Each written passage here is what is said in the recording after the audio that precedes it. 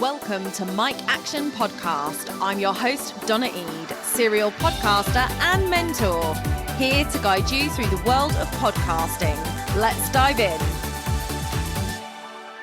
Welcome back to the podcast. I am super excited to have you here for the first proper episode of the Mic Action Podcast. And today we are answering the question, why start a podcast? So this is something that if you are listening to this podcast is probably a question you're asking yourself. So I have got some answers for you, my friend. So let's dive into reasons you would want to start a podcast, especially now in 2024. So the first one is one of my favorites.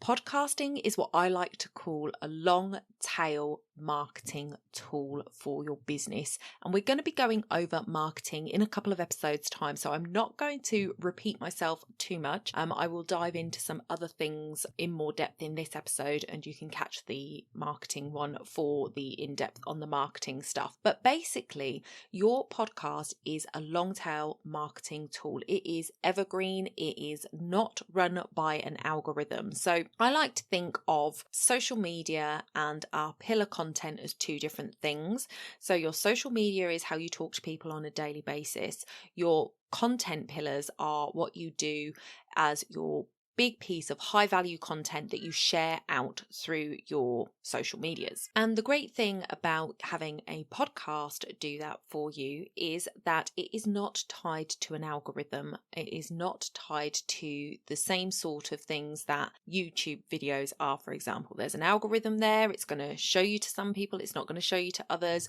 Whereas podcasting is much more linked to the SEO searchability of your podcast. So if you can get good SEO with your podcast can really stand out from the crowd and bring you new leads, new audience members for months and years to come. Whereas your social media posts, as you know, the story disappears in 24 hours. A post doesn't last very long. A week maybe if you're lucky. Like, they just don't last as long on social media, but your podcast will. And the great thing about your podcast is, depending on where you are and how many numbers of episodes you've got in the bag, will depend on how far a listener goes back. So you will often find that people, once they find a podcast that they like, they will go back and listen to other episodes and binge them.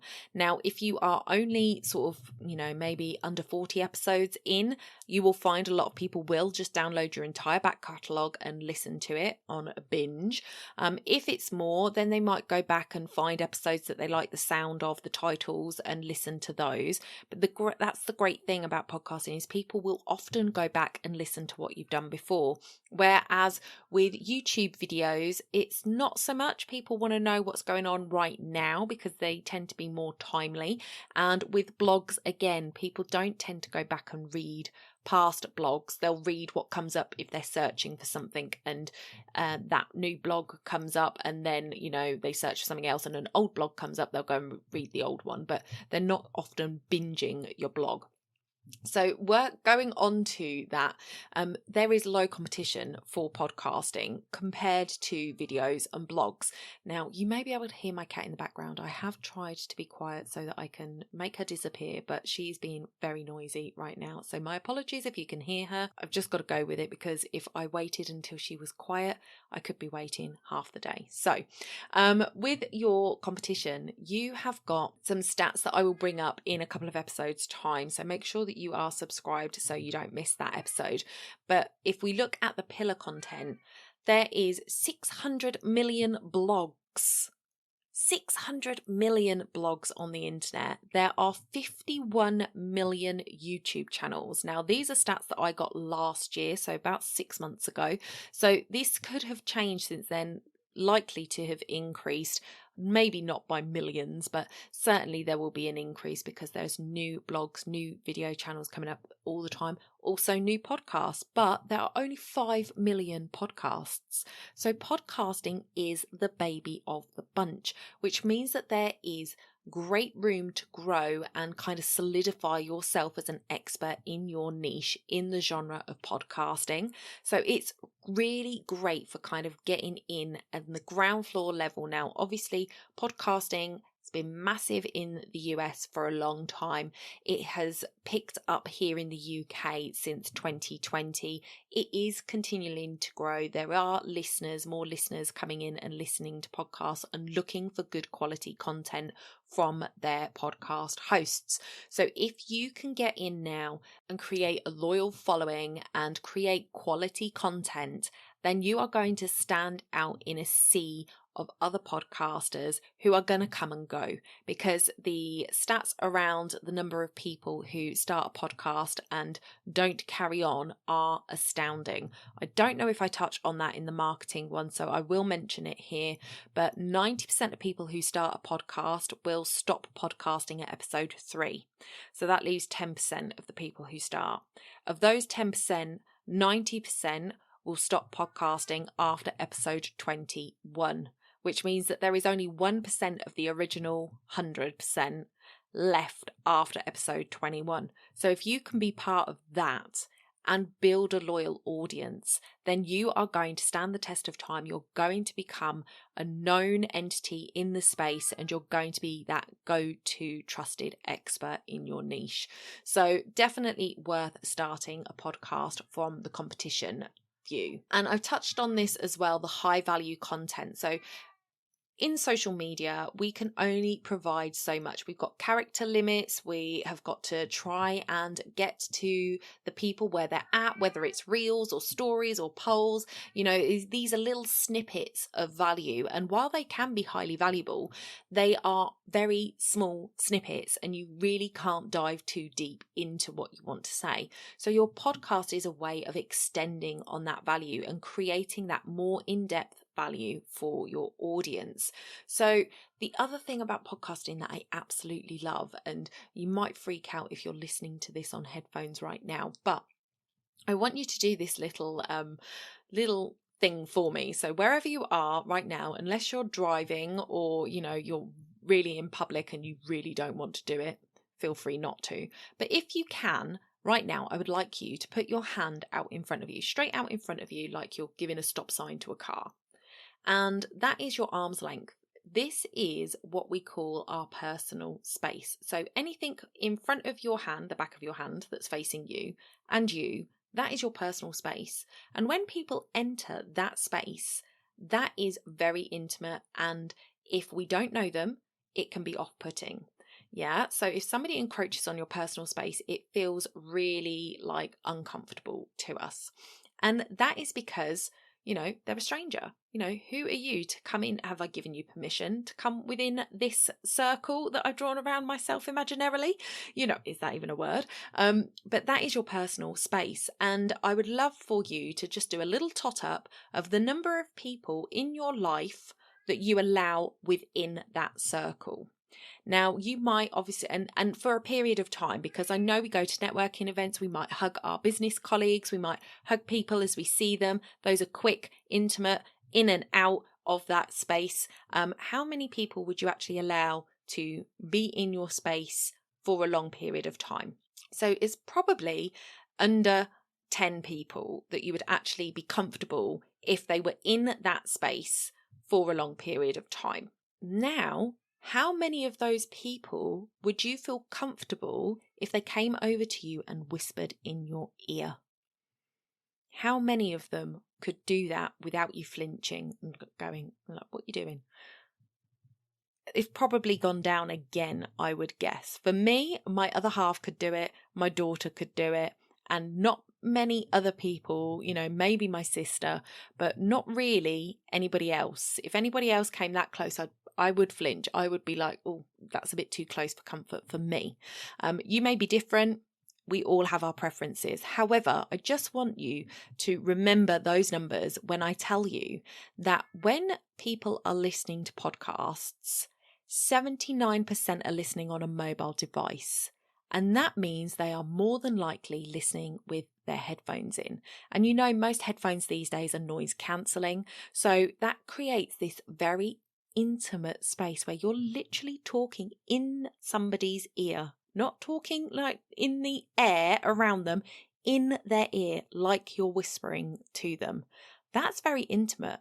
And that is a very vulnerable place for people to let you into. You know how we said if somebody came and stood in that space for a long period of time, you would feel uncomfortable. There's a vulnerability there if people are that close that you can't defend yourself if they do something because they're too close for you to be able to kind of get your arms up. So it's kind of that kind of caveman mentality where it's just too close for comfort.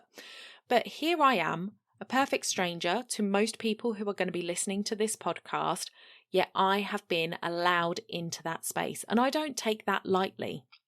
So knowing that from a podcast host perspective, I want to provide the best value I can for that permission that you've given me to be that close to you.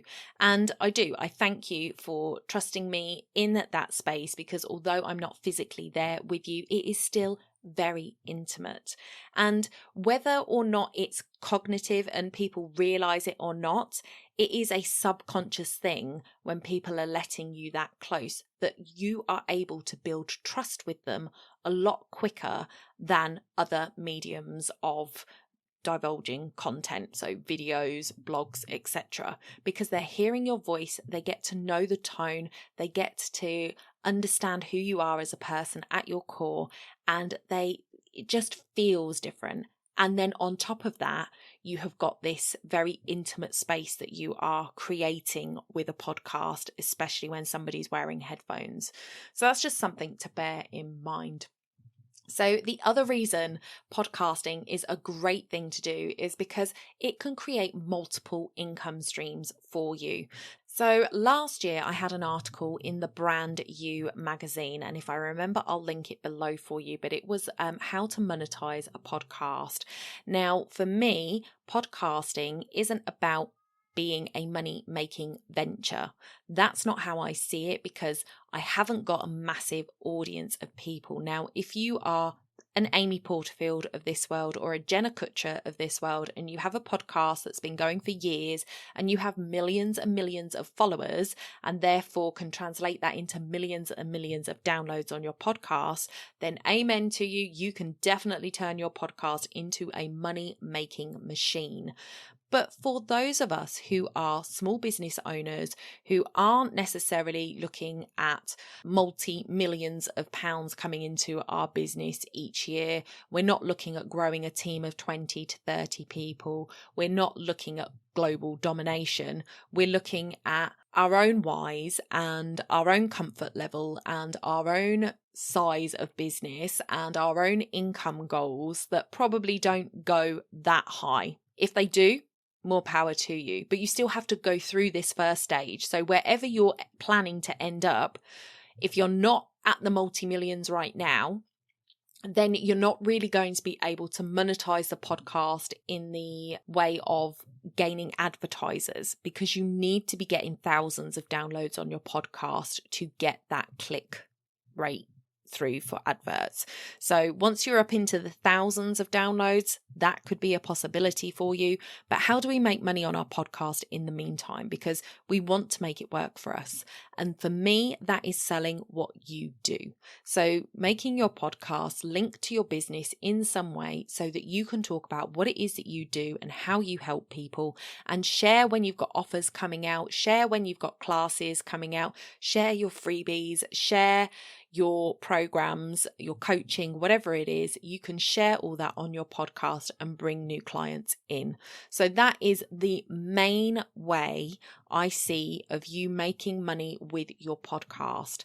Now, you can also do affiliate marketing. So you can do that with people or companies. So if there is a a person who is in business that does something similar to you, and you can collaborate on that, and they give you an affiliate link for their program and you give them an affiliate link for yours, you can talk on your podcast about that. You can do a whole episode on it. You can do a little pre-roll or post-roll about it and send people to a link that is going to give you an affiliate kickback. You can also do that with companies. So for example, Amazon has an affiliate program.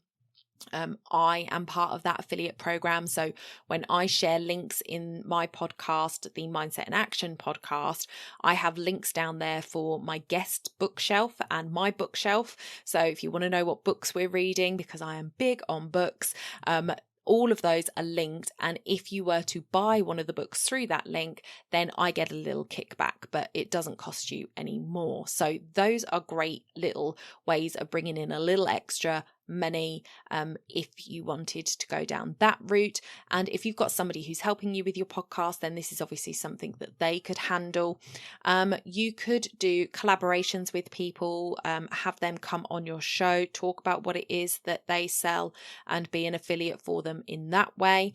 And then of course there are brand deals, there are sponsorships through different companies that you could do. So Podcorn, so like popcorn but pod, they are a advertising company, so you can sign up there and they will send you people who are looking for sponsorships. But with those, you do have to send in a proposal of what you are saying that you're going to do for them and what they're going to get out of it. So it's a bit hit and miss. And if you haven't got somebody that you can palm that off to, like an assistant that can do that for you, I would say don't bother with that to start with, because it is hit and miss. So for me, it's selling your own things. It is talking to people that are in similar niches where you might be able to affiliate for them, and affiliate marketing. Those are kind of my top two ways of doing it. There are also other ways, and if I can find that article in the Brand You magazine, I will link it below for you, because I went over other ways in that as well. So lastly, I'm coming on to one of my favorites. So I think the first one, long tail marketing tool, was one of my favorites. And this is, so I'm top and tailing with my favorites here. So number 5 is repurposing your content.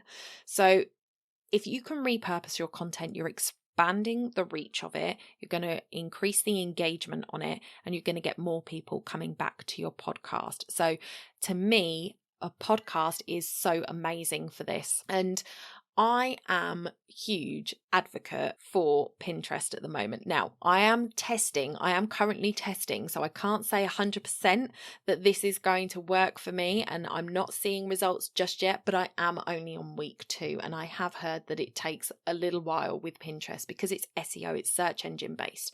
So Pinterest, along with podcasting, to me, are like the perfect social online match. It is amazing because you can create clips from your podcast. If you are the owner of the podcast, then you can make sound bites from your podcast, which you can put up on your social media platforms as reels, TikTok, Instagram, Facebook.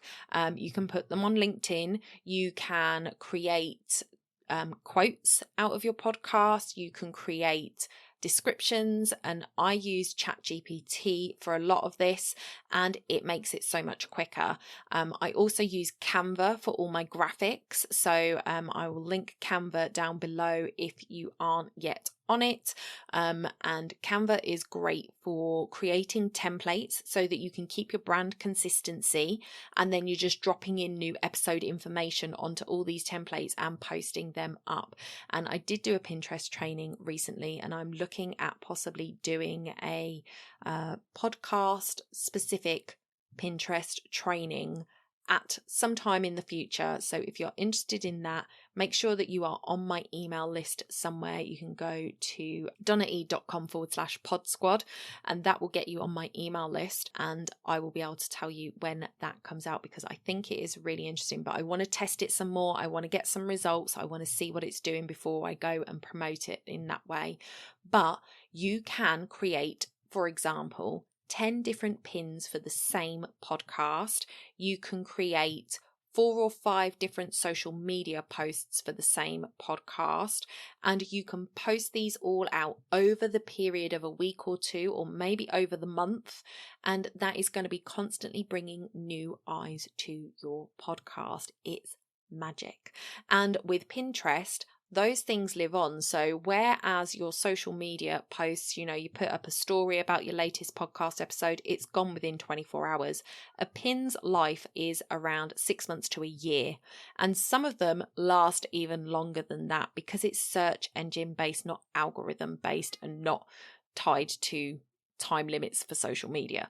So really good to get yourself a Pinterest account set up if you are interested in starting a podcast, because I think it is a great way to get ears on your podcast. But stay tuned for more on that. You have the opportunity to have a transcript of your podcast. You could create a blog post from your podcast and lots of social media posts. And in fact, if you use Buzzsprout as your host, I use the co-host feature on that. It does cost money, but I find that it saves me so much time that it is worth it. So I think it's about $10 extra to your monthly charge to have the co-host AI.